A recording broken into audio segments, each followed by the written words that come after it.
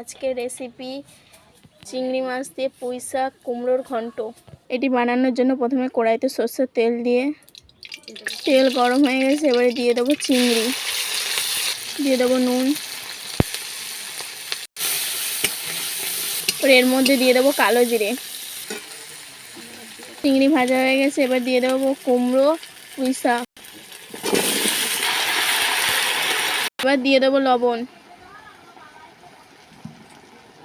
আদা জিরে বাটা, হলুদ গুঁড়ো, লঙ্কার গুঁড়ো দিয়ে ভালো করে কষিয়ে নেব। ভালো করে কষিয়ে নিয়েছি, এবার দিয়ে দেবো জল।